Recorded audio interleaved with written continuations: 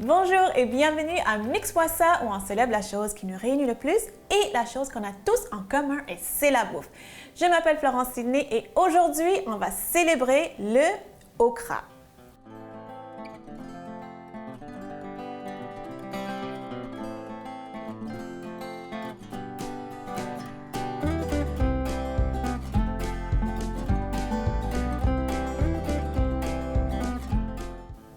Donc, c'est ça, c'est quoi le okra? Si vous m'avez déjà suivi, j'ai déjà fait un épisode sur le okra, mais je vais vous montrer encore pourquoi.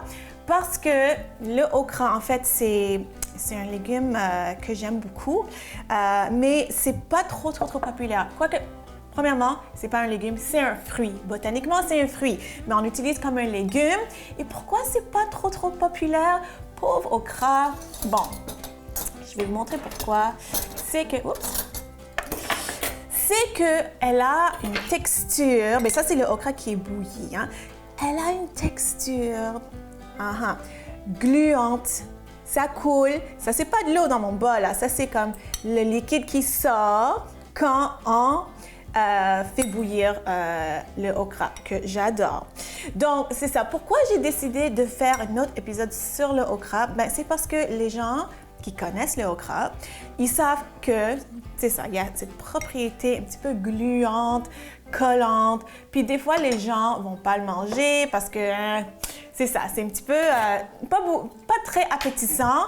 Donc ils m'ont demandé, est-ce que tu peux juste faire une recette où est-ce qu'on ne goûte pas la texture gluante? Donc, je dis, bon, OK, je vais le faire. Donc, aujourd'hui, on va célébrer encore le okra. Puis, pour ceux qui ne savent pas, qui ne connaissent pas, qui n'ont pas vu l'autre épisode, voilà, le okra, c'est un fruit, comme j'ai dit. Il y a plusieurs noms. Donc, moi, je l'appelle okra. C'est aussi appelé le gumbo. C'est aussi appelé le kimbobo, quelque chose comme ça. Et doigt de dame, parce que ça a l'air comme des doigts de belles dames. Donc, il y a plusieurs noms. Puis, c'est ça, c'est un fruit, on utilise ça comme un légume et c'est riche en vitamine C, riche en vitamine K, riche en fibres. Donc, moi, je l'aime bien. Je vais vous montrer une autre recette où est-ce que les propriétés gluantes ne sortent pas. Puis, peut-être vous allez mieux aimer ça à la maison. OK? Donc, c'est quoi la recette qu'on va faire aujourd'hui? En fait, c'est drôle. La recette s'appelle le gumbo. Donc, c'est une recette qui vient du sud des États-Unis. Ça vient de la Louisiane. Donc, c'est vraiment un genre de ragoût mettant en vedette le okra, le gumbo. Avec de la viande. Traditionnellement aussi, il y a des crevettes, mais aujourd'hui, on ne va pas mettre de crevettes. Puis plein d'épices et plein de légumes aussi. Donc, ce que je suis en train de faire maintenant, je vais mettre mon rond. Okay? Puis on va faire chauffer l'huile. Puis je vais vous montrer comment moi, je nettoie, comment j'utilise le okra. Okay? Donc, pour cette recette, moi je vais les garder entiers comme ça, mais je vais quand même, moi j'aime ça couper les bouts parce que moi je trouve que les bouts sont un peu durs. Il y a des gens qui le gardent comme ça, qui l'utilisent comme ça, mais moi j'aime ça juste couper les bouts. Okay?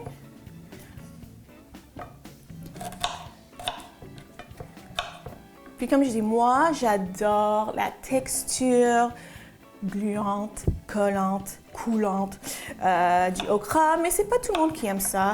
Puis la vérité, c'est que le okra, il n'y a pas un goût vraiment fort. C'est assez doux. C'est ça, il n'y a pas un goût, une saveur vraiment prononcée, mais c'est vraiment malheureusement la texture qui fait que les gens sont comme je ne sais pas si je vais l'essayer. Mais il faut le faire. Okay? Je sais aussi, dans le sud des États-Unis, ils vont faire le okra frit. Puis aussi, quand on fait la friture, ça enlève la texture un petit peu collante, gluante. Les gens aiment ça aussi.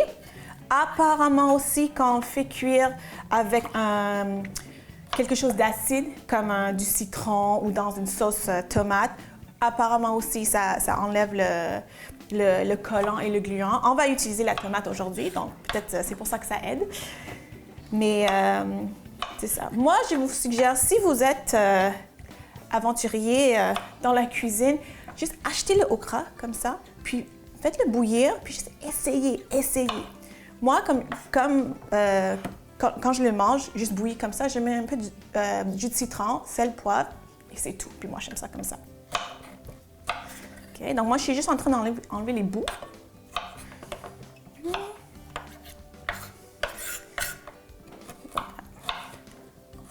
Donc, c'est ça. Comme je dis, le okra, aujourd'hui, la recette qu'on va faire, ça vient du sud des États-Unis. C'est ça, il y a beaucoup d'influences françaises, créoles aussi.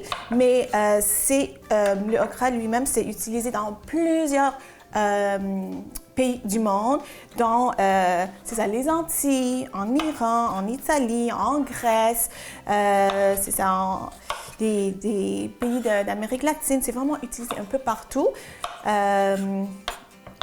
Donc, c'est un petit fruit assez international. Hein?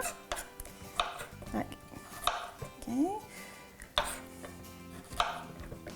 Pour cette recette, comme je dis, moi, je vais garder le okra entier. Il y a des gens qui vont le couper en deux. Moi, j'aime ça les gros morceaux, en fait, entiers comme ça. Bon.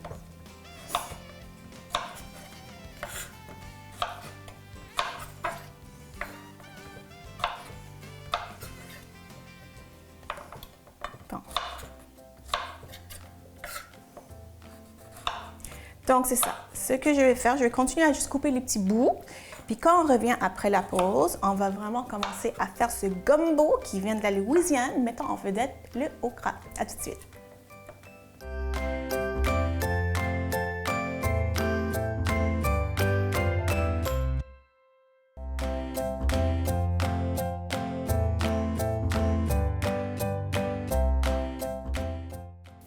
Alors, c'est ça, j'ai coupé les petits bouts de mes okras que je vais garder entiers pour mon gumbo. Donc, là, on va préparer ce gumbo-là. Donc, c'est quoi un gumbo? Pour ceux qui ne connaissent pas, c'est, comme j'ai dit, un ragoût avec beaucoup d'épices, avec la viande. Souvent, il y a la crevette.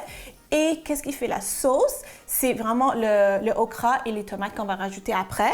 Donc, j'ai juste testé mon huile. C'est bon. Donc, ce qu'on va faire, on va préparer les légumes. Mais pendant que je suis en train de couper les légumes, on va juste faire dorer, comme brunir, les viandes. Donc, aujourd'hui, je vais utiliser du poulet, j'ai des pilons de poulet. Moi, j'aime ça des coupes avec l'os parce que je trouve qu'il y a plus de goût. Donc, j'ai des pilons de poulet. Je garde la peau parce que c'est beaucoup de saveur. C'est ça. Je vais mettre ça ici. Voilà. Good. OK? Donc, je mets des pilons d'abord. Voilà, comme ça. Je vais laisser dorer un petit peu. Puis, les deux sortes de saucisses que j'ai aujourd'hui, c'est la saucisse italienne douce et des merguez. J'ai décidé d'utiliser deux sortes de saucisses juste pour vraiment avoir un mélange d'épices, de goût. Ça rajoute plus de saveur à notre gumbo. Vous pouvez utiliser la saucisse que vous voulez, saucisse italienne, même si vous voulez quelque chose de moins fort, comme même une saucisse de Toulouse, pourquoi pas. Okay? Mais moi, j'aime ça assez relevé. Donc, c'est ça, j'ai utilisé deux sortes de saucisses. Donc, j'ai mis les pilons d'abord parce que ça prend plus de temps pour les faire brunir. Je vais mettre ça après, mettre ça de côté. Voilà, comme ça. Donc, c'est ça, les légumes qu'on va préparer. Donc, comme j'ai dit, cette recette, le gumbo, ça vient de la Louisiane. Puis, il y a des influences créoles et françaises. Et c'est quoi que j'ai devant moi? Comment ça s'appelle? L'oignon, céleri et un poivron vert dans la cuisine de la Louisiane. Si vous ne connaissez pas, en fait, ça s'appelle la Trinité sacrée. Donc, vous allez voir dans des livres de recettes qui viennent de la Louisiane, Holy Trinity, donc ça veut dire la Trinité sacrée. Juste, parfait. Donc, ça, c'est vraiment la base de leur cuisine. Tout comme dans la cuisine française, on a un mirepoix, donc oignons, céleri et carottes. Dans la cuisine de la Louisiane, c'est la Trinité sacrée. Donc, c'est céleri, oignon et poivron. OK, donc, poivron vert, il faut que ça soit vert. Donc, je vais commencer à couper notre Trinité sacrée. Et je vais garder un œil sur le poulet. Puis, vu que c'est un ragoût, ça va pas cuire. Je suis pas en train de cuire la viande complètement. Je suis juste en train de les brunir puis comme caraméliser les protéines un petit peu pour avoir vraiment ce goût, tu sais, c'est un petit peu grillé. Puis c'est comme un ragoût, comme je dis. Donc, ça va mijoter dans les épices puis dans les légumes et tout ça. Donc, ça va pas, je suis pas en train de les cuire en ce moment. Okay? Bon.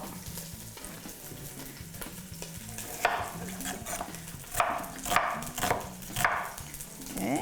Oignon.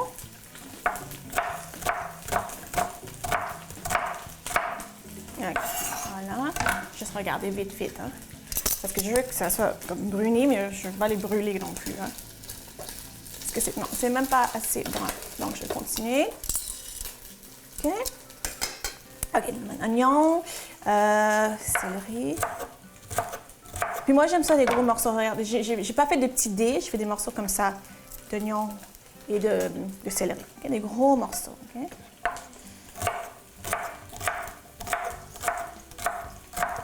Voilà, comme ça.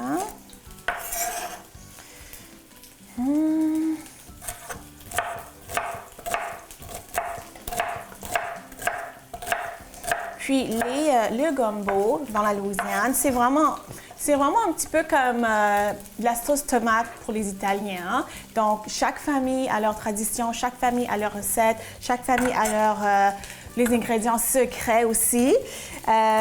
Puis si vous cherchez des recettes de gumbo dans des livres ou à l'Internet, il va y avoir plusieurs variations, plusieurs différences. Parce qu'il y a aussi des recettes de gumbo où est-ce qu'ils vont faire un roux, vraiment comme un mélange de beurre et de farine, vraiment pour épaissir la sauce. Aujourd'hui, je ne vais pas le faire, mais il y a des recettes qui utilisent un roux. Aha! Il y a des recettes qui utilisent... il y a des recettes qui utilisent plusieurs sortes de poivrons. Aujourd'hui, j'ai utilisé le vert et le rouge. Donc, c'est ça. Regardez, cherchez, essayez. OK.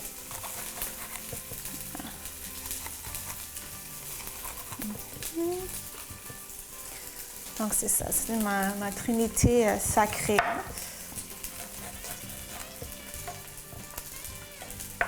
OK. Donc là, je vois que le poulet est en train de brunir. Hein? C'est ça que je veux.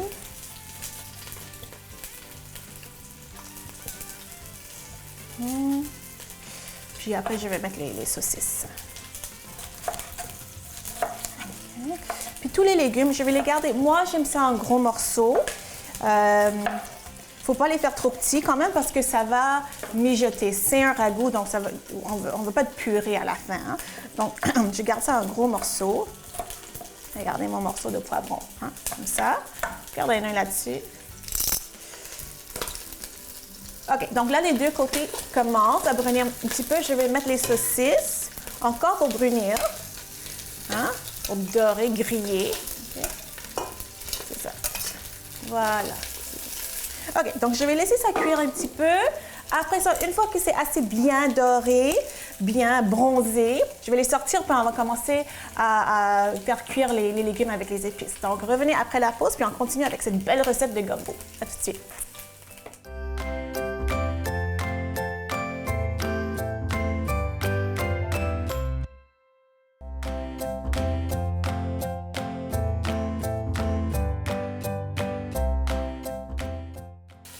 Alors maintenant, je sens la viande. C'est juste la viande, j'ai même pas mis de sel ou pas. Donc là, la viande, elle est prête, je vais sortir. Puis comme je dis, c'est pas cuit à 100%. C'est juste doré. La peau est un petit peu croustillante. C'est ça qu'on veut, OK? Donc là, je vais mettre ça sur une assiette. Et là, c'est ça, toutes les saucisses et tout ça, là. Mets ça sur une assiette. On va le remettre après. Là, la magie commence. Donc là, on va mettre notre trinité sacrée. Hein? Puis là, on va utiliser le gras qu'on a utilisé pour la viande. On va mettre notre trinité sacrée. Puis c'est quoi? C'est l'oignon, céleri et poivron vert. OK. Voilà. Tout ensemble. Donc, pourquoi j'ai dit que la magie commence ici? C'est parce que, bon, premièrement, on a une trinité sacrée dans la casserole, premièrement. Et deuxièmement, on va mettre les épices.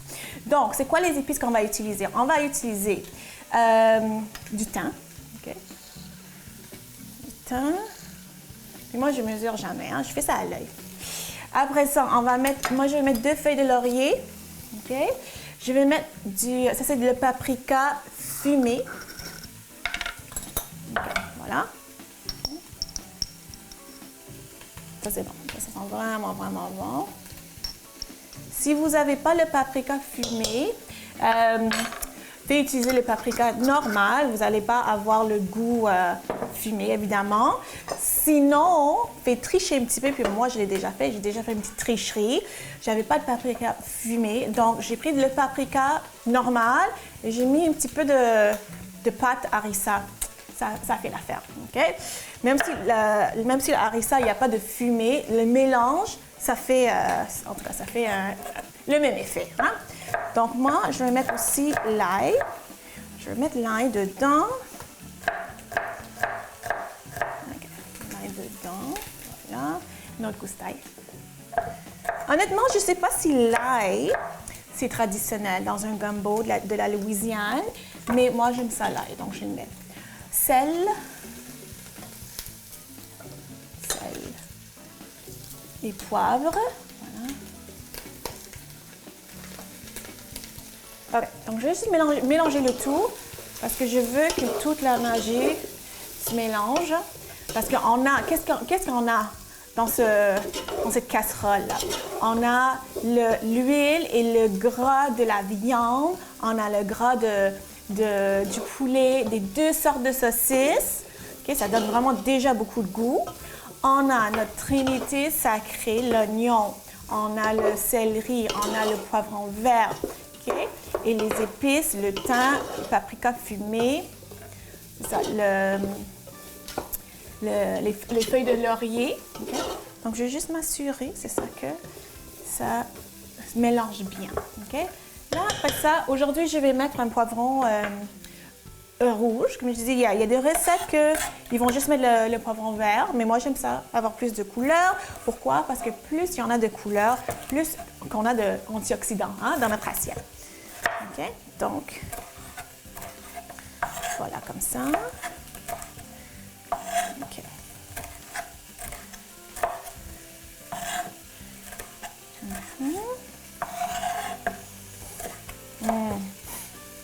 Je le sens, ça sent tellement bon. J'ai vraiment hâte de manger ça, là. Ça, c'est vraiment un plat de réconfort, là. Puis même si c'est un plat chaud, même si c'est épicé, c'est un plat qui se mange bien, évidemment en hiver, mais même en été. C'est ça, le sud des États-Unis, c'est chaud, là, mais ils mangent ces choses-là. Hein, puis c'est vraiment bon, là. C'est vraiment tous les mélanges d'épices. OK. Traditionnellement, il y a des crevettes. Aujourd'hui, je ne vais pas remettre. Si vous faites avec des crevettes, il faut juste le mettre à la fin. À la fin. Parce que les crevettes, ça ne prend pas beaucoup de temps pour cuire. Okay. Mélanger. OK. Ah, c'est tellement bon. OK. Là, après ça, je vais rajouter mon okra. OK? Puis lui, il est gros, mais je vais le mettre quand même. Voilà. OK, je coupe rien. OK, voilà. OK, mettre ça ici. OK, on mélange encore le tout. Je pense que j'aimerais ça mettre un peu plus de paprika fumé parce qu'avec le rajout de okra et tout ça, je le sens un petit peu moins. Puis moi, j'aime ça le goût fumé. Donc, je vais mettre un petit peu plus, hein? Un petit peu plus. Pas trop parce que des fois, si on met trop, c'est comme... En tout cas, c'est trop. Hein? On goûte seulement le goût fumé. Donc, je mélange le tout. Voilà. Ok, ça c'est parfait. Donc, là maintenant, comme je dis, rien n'est cuit complètement. On va remettre la viande. On va remettre, bon, le poulet. Ok, les pions poulet. On va remettre les saucisses. Comme ça. Et là, on va mettre, moi j'utilise une boîte de tomates concassées. Ok, je vais utiliser des tomates fraîches, mais moi j'aime ça, c'est pratique. Hein? Puis il faut que ce soit des tomates concassées, comme un morceau, pas de coulis de tomates ou de passata. Donc là, je vais laisser mijoter ce beau plat de gumbo pendant minimum une demi-heure, mais plus longtemps, mieux c'est. Puis alors, je vais laisser mijoter ça. Après la pause, on va revenir, puis j'ai tellement hâte de goûter à ça. À tout de suite.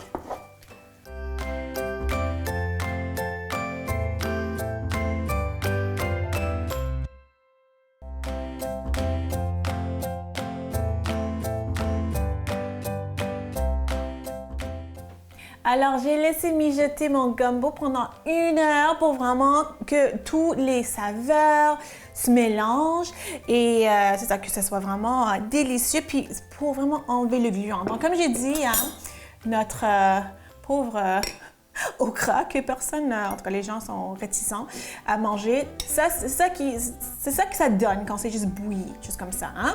Donc, je l'ai cuit aujourd'hui dans un ragoût, dans un gumbo avec de la tomate qui est acide. Donc, ça aide à enlever le gluant. Puis, comme on peut voir ici, est-ce qu'on voit un peu de gluant? Non, moi je vois pas. Moi, je vois rien qui coule. Hein? Donc, c'est ça, je vais le goûter. Puis le gumbo, ça se mange sur du riz. Ça se mange avec du riz parce que, comme je dis, c'est vraiment un ragoût. C'est réconfortant. C'est ça. Donc, je vais prendre un peu de tout. Les tomates. Je vais prendre la saucisse.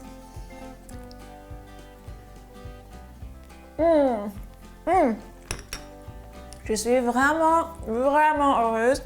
C'est vraiment bon. Toutes les saveurs, le mélange d'épices, la saucisse, les textures, c'est pas gluant. Je goûte les poivrons, puis j'ai gardé des gros morceaux pour que ça soit assez croquant, puis pas en purée. C'est vraiment bon. Si vous connaissez pas le okra, il faut le faire. Il faut essayer cette recette à la maison. Vous n'allez pas regretter. J'espère que vous avez aimé ça. J'espère que vous avez appris quelque chose de nouveau sur le okra. Et j'espère surtout que vous allez faire ça à la maison. Si vous voulez me suivre sur les médias sociaux, allez voir florencesidney.com et on se voit la semaine prochaine. Bye!